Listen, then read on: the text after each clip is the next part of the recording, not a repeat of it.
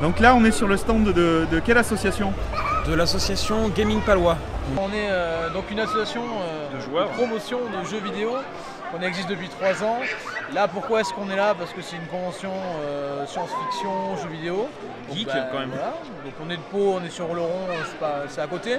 Donc l'idée c'est vraiment de promouvoir et on est sur notre zone de chalandise, on va dire. On vient récupérer un petit peu des gens, leur montrer qui on est, ce qu'on fait. Et ça permettre de s'amuser un petit peu aussi. Hein. Ouais. C'est ça, voilà. Donc le jeu vidéo, ça parle à tout le monde. On a pas mal d'enfants, des gens un petit peu plus anciens, parce qu'on essaie de sortir des jeux nouvelle génération, vieille génération. Là, il y a du Time Crisis. On a mis une Mega Drive avec du Sonic, du Golden Axe. Et sinon, Rage, on a justement eu certains anciens qui sont venus hier, qui n'avaient pas vu le jeu depuis 10-15 ans en plus, qui ont revu un jeu plus ou moins de leur enfance quand même. C'est ça, et donc après, des jeux un petit peu plus d'actualité, histoire que les gens puissent s'amuser, quoi. C'est vrai qu'on fait, on va le dire, parce qu'on le dit jamais, mais on fait un peu garderie. Les gens viennent, les enfants restent, c'est sympa, et puis ça met un peu d'animation, ils sont contents. Je pense que c'est important dans ce genre de convention, parce que les gens viennent avec leurs enfants, et souvent il n'y a peut-être pas forcément d'activité pour eux. Donc ils font le tour, il y a des gens qui sont déguisés, c'est intéressant, mais c'est vrai que là il y a une petite partie didactique, justement, le jeu vidéo, c'est toujours intéressant.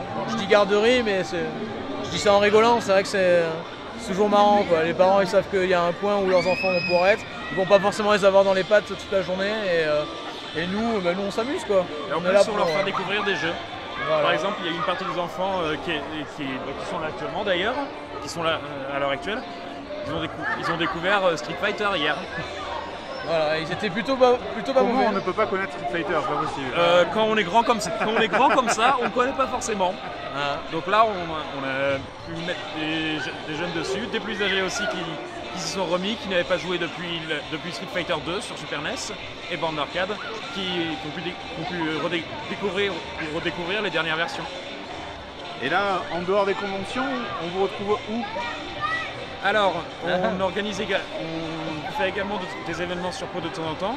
On a un partenariat par exemple avec le bar Le Bondi Beach, qui est près du cinéma en centre-ville, près du CGR, chez qui on a organisé quelques tournois, du Mario Kart, il y avait eu un tournoi Super Smash Bros.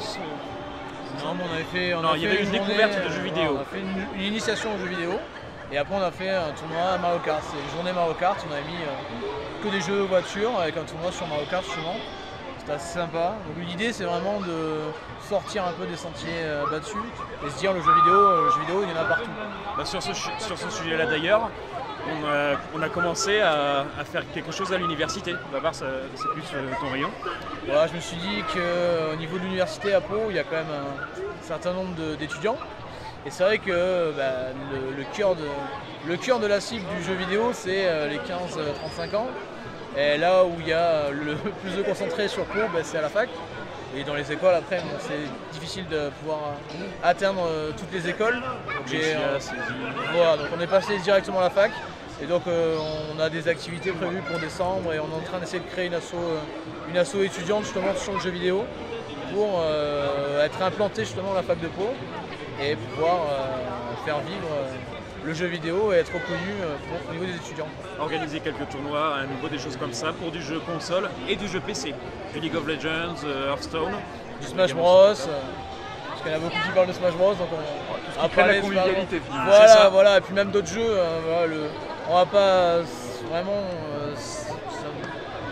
couper. La plupart des joueurs, ils ont une image quand même de gens qui restent chez eux, qui bougent pas, qui restent juste 24/7 devant un écran. On veut quand même montrer que le jeu vidéo c'est pas forcément ça, quoi. Il n'y a qu'à regarder ici, les gens ils jouent ensemble, ils découvrent, ils s'amusent.